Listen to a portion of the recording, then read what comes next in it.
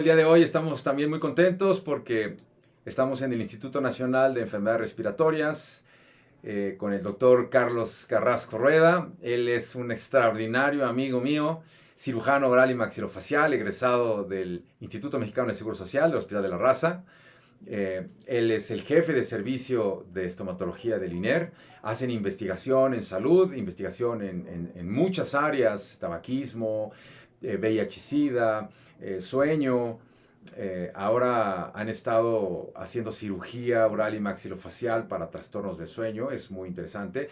Él es vicepresidente de la Asociación Mexicana de Medicina Oral del Sueño y es el expresidente también del Colegio de Cirujanos Orales y Maxilofaciales de Seguro Social.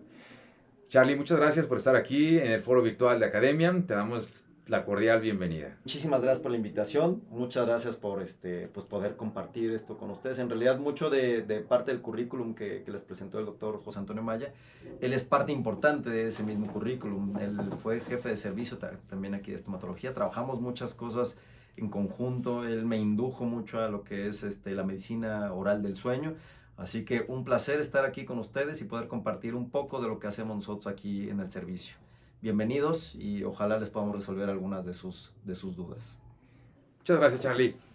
Platícanos un tema muy interesante que hoy en día estamos teniendo algo de problemas en cuanto a las complicaciones que dan los medicamentos llamados bifosfonatos. Estos medicamentos se han preconizado para el uso de la disminución de la osteopenia, tratar de revertir estos efectos, y porque sabemos que un porcentaje muy elevado de la población está teniendo alteraciones en la densidad de los huesos y por lo tanto si hay una caída hay una fractura y puede quedar alguna fractura en vértebras o una fractura que incapacite a los pacientes, ¿no? El 17% de todos los pacientes adultos mayores, dice el Seguro Social, que tienen un grado de osteopenia u osteoporosis severa.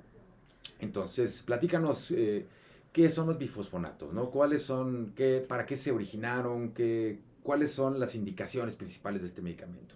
Bueno, en realidad hay muchos medicamentos que en la actualidad se están utilizando para los pacientes que tienen osteoporosis, osteopenia o incluso algunas otras enfermedades como algunos tumores, que son algunos medicamentos antiangiogénicos. Es por eso que ya estas necrosis que se encuentran en los maxilares ya se denomina una osteonecrosis asociada a fármacos. El inicio del uso de estos fármacos en realidad sí fue porque actúan directamente sobre los osteoclastos. No permiten que maduren estos osteoclastos y de esta manera no hay una reabsorción aumentada en pacientes que tienen osteoporosis o osteopenia.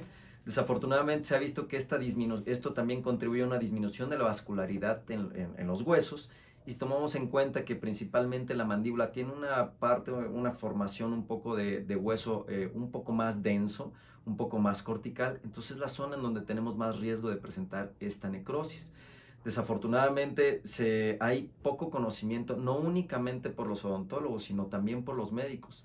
Hicimos entrevistas para médicos para poder saber el conocimiento que tenían acerca de estas manifestaciones orales del uso de estos medicamentos, y los resultados no son tan halagadores como esperábamos. Esperábamos que los médicos tuvieran una mayor información acerca de los riesgos que podrían ocasionar el uso de estos medicamentos. Desafortunadamente hay que difundir un poco más esta información, presentándoles algunas características o algunos casos clínicos en donde en realidad los riesgos de fractura, de exposición ósea son muy elevados, y el manejo de estos pacientes en realidad son bastante complejos. Sí tienen mucha utilidad, indudablemente, y eso es algo que muchos ortopedistas o ginecólogos están platicando. Dicen, bueno, en realidad sí tienen mucha utilidad, pero creo que hay que valorar mucho el riesgo-beneficio, y muchos de estos pacientes que tienen osteoporosis o osteopenia no tienen una osteoporosis o osteopenia severa como para que esté indicado el uso de estos medicamentos de una forma tan agresiva. Entonces creo que hay que hacer una valoración muy especial en cada uno de estos pacientes. Entonces, en general, no están indicados, o una de sus indicaciones principales no debería de ser la osteopenia o la osteoporosis, al menos de que fuera algo grave. Es principalmente para atender pues, alteraciones patológicas, tumores o alguna otra circunstancia. Es indudable, se utiliza para pacientes que tienen alguna enfermedad como enfermedad de Payet o enfermedades óseas muy graves o una osteoporosis grave. El problema es que se está utilizando como de manera preventiva. y muchas veces creemos que el tratamiento es un poco agresivo para estos pacientes, principalmente por el riesgo, porque se puede modificar, por ejemplo, la dieta, se puede modificar, por ejemplo, el estado de salud del paciente. Porque como sabemos, la obesidad en México infantil, por ejemplo, ocupa el número 1. En adultos estamos en segundo lugar de obesidad. Entonces creo que se puede corregir de algunas otras maneras. Habrá en algunos otros casos en la que es indispensable el uso de estos medicamentos.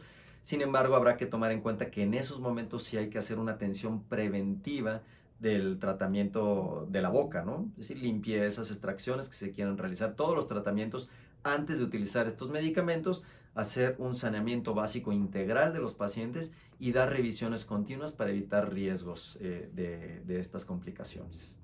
Charlie, pensemos que un paciente nos omite el decirnos que está tomando bifosfonatos. Le hacemos una historia clínica, le hacemos las preguntas necesarias y el paciente no nos responde absolutamente nada. Y nosotros vamos y le hacemos una extracción dental.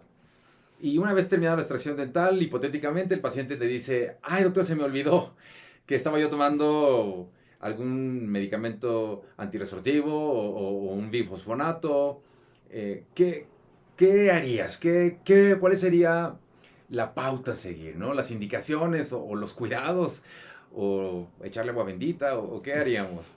Híjole, creo que empezaríamos con el agua bendita, una veladora, porque en realidad el problema es que como el procedimiento ya se realizó, gran inconveniente que tienen los bifosfonatos es que aunque tú suspendas ese medicamento un mes antes, la captación de estos medicamentos es prolongada.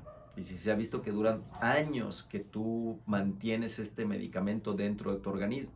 Entonces, parte del tratamiento ideal en el momento en el que esto sucede es manejo con antibiótico-terapia, un tipo de penicilina, amoxicilina, clindamicina, higiene oral estricta y no realizar ningún otro tipo de tratamiento traumático en la zona. Se han recomendado algunos tratamientos, hay algunos artículos que hablan acerca del uso de la cámara de oxígeno hiperbárico. La verdad es que hay un poco de controversia en cuanto a los resultados.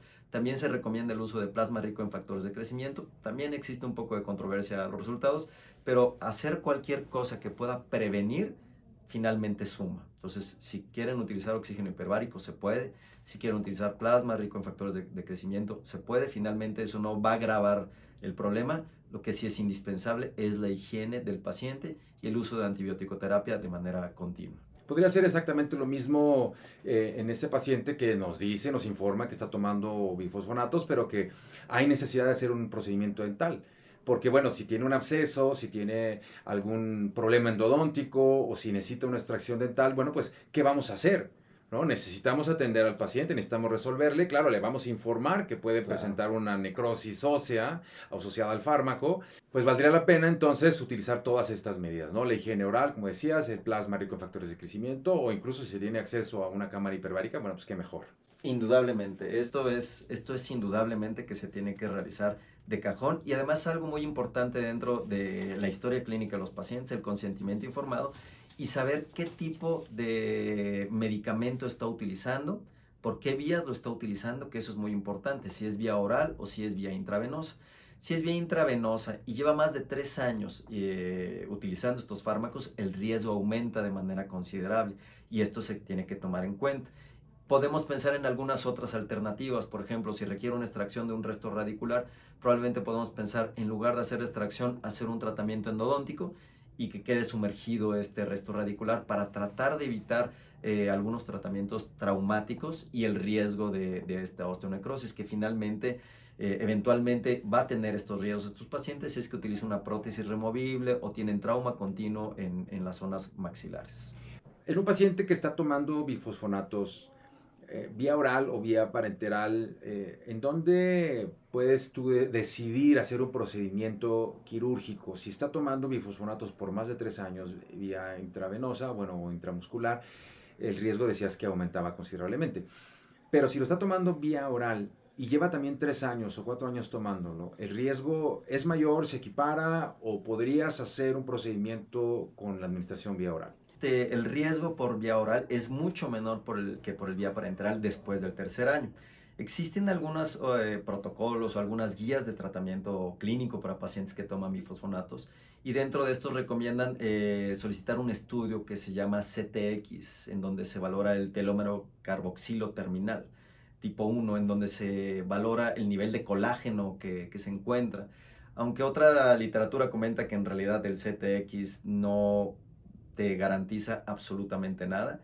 Finalmente, sí es una recomendación solicitar este CTX para tranquilidad del paciente y para tranquilidad del doctor, porque finalmente si tiene algún riesgo, alguna complicación, como hay algunas guías clínicas que recomiendan solicitar este estudio, nos podrían comentar que por qué no solicitamos este estudio. Entonces, el inconveniente es que es un estudio caro, no en todos los lugares pueden realizar este procedimiento, pero sí es recomendable solicitarle el CTX a pacientes que llevan tomando más de 3 años, ya sea por vía oral o por vía parenteral, algún antirresortivo o algún antiangiogénico. El que te llegue un paciente a consultorio dental con una osteonecrosis asociada a fármaco es como ganarse el tigre en la rifa, ¿no? O sea, la verdad es que es muy complicado.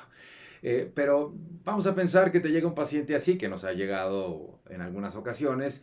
¿Qué manejo le puedes dar? ¿Le quitas esa parte que está necrótica o la mantienes porque de todas maneras puede seguir extendiéndose si Claro. se la quitas? ¿Haces un colgajo? ¿Indicas antibióticos? O sea, ¿cuál sería el manejo que podrías tú establecer? Es muy importante saber los antecedentes del paciente, muy, muy importante conocer los antecedentes del paciente, porque estos pacientes generalmente son mayores de edad, generalmente en la tercera edad, muy probablemente tengan alguna otra comorbilidad, entonces habrá que valorar el sistema o en qué condiciones se encuentra el paciente. Ese es número uno. El punto número dos es qué tanta extensión tiene de la necrosis. La mayoría de las veces preferimos no hacerles nada, porque corremos el riesgo de al momento de tratarlos hacer un poco más grande esta exposición ósea. O si no, podemos platicar con el paciente para poder conocer el riesgo-beneficio de hacer el procedimiento. Si nosotros realizamos procedimientos de poder eliminar esta zona de necrosis, la mayoría de las ocasiones solicitamos una tomografía, una gammagrafía para poder saber hasta qué extensión tiene esta necrosis y poder saber qué tratamiento. Si podemos realizar una sección de este hueso, vamos a colocar plasma rico en factores de crecimiento y vamos a darles sesiones de cámara de oxígeno hiperbárico antes del procedimiento y después del procedimiento. Esto no quiere decir que no vamos a tener riesgos, simple y sencillamente vamos a minimizar lo más posible y obviamente tenemos que utilizar terapia farmacológica con antibióticos de amplio espectro para poder controlar los riesgos de infección asociada. En los pacientes que acuden al consultorio generalmente para la colocación de implantes, pues son la mayor parte de ellos adultos mayores, como lo decías, ¿no? Con enfermedades asociadas, agregadas, y entre ellas la osteopenia y la osteoporosis. Vamos a pensar en un paciente que llega a tu consultorio o que llega a nuestros consultorios y busca la colocación de implantes dentales, pero está tomando bifosfonatos por vía oral. Ya dijimos que por vía parenteral aumenta el riesgo, pero vamos a pensar en una vía oral y necesitas colocar implantes. Coloquemos los implantes, podemos ir sobre la colocación de los implantes a 3 años, a 2 años, a 1 año, o el riesgo, o están condenados a utilizar una prótesis total convencional. Sí se puede realizar la colocación de los implantes, sin embargo, tristemente también hay estudios en donde, aún a pesar de que tengan integrados los implantes, puede presentar alguna necrosis ya una vez con los implantes integrados. Y el paciente tiene que conocer este riesgo. Indudablemente a todos los pacientes utilizar este protocolo de telómero carboxilo terminal, utilizar el plasma rico en factores de crecimiento y valorar de manera concreta al paciente de las comorbilidades y saber cuánto tiempo lleva tomando este medicamento. No están condenados estos pacientes a utilizar prótesis removible porque es mayor el riesgo de utilizar una prótesis removible por el trauma que hace localmente en las mucosas. Si nosotros lo que queremos es evitar riesgo de trauma local en las mucosas, entonces una buena alternativa es utilizar estos implantes dentales con una valoración adecuada, con el uso de tomografías, con el uso de plasma rico en factores de crecimiento y en algunos casos utilizar la cámara de oxígeno hiperbárico. Entonces, bueno, el consejo es, sí se pueden colocar implantes, bueno, pero hay que tener un equipo multidisciplinario, ¿no? El cirujano, el periodoncista, Totalmente. alguien que esté asociado o con conocimientos precisamente de este tema. Totalmente, totalmente. Tenemos que tener un equipo multidisciplinario, hacer saneamiento básico, que la boca tiene que estar impecable. Dentro o conociendo un poco este tema, actualmente en el instituto estamos en un protocolo de investigación en donde vemos queremos ver si las bacterias que nosotros tenemos en boca pueden viajar a otras partes. Hay muchas investigaciones donde se ha detectado que las bacterias que están en boca incluso llegan al corazón. Nosotros lo que queremos ver es si estas bacterias que se encuentran en boca también las podemos encontrar en los pulmones. Entonces, esto aumenta el riesgo de cualquier enfermedad que tú tengas asociada. Si nosotros queremos disminuir el riesgo de osteonecrosis, tenemos que tener la boca impecable. Entonces, indudablemente necesitamos un tratamiento integral, multidisciplinario, con médicos, con periodoncistas, cirujanos dentistas, cirujano maxilofacial y los que nos ayudan para el uso de la cámara de oxígeno hiperbárico. Charlie, muchas gracias. Vamos a seguir platicando con otros temas en las siguientes clases. Te agradezco muchísimo, Toño. Saludos a todos. Nos veremos pronto.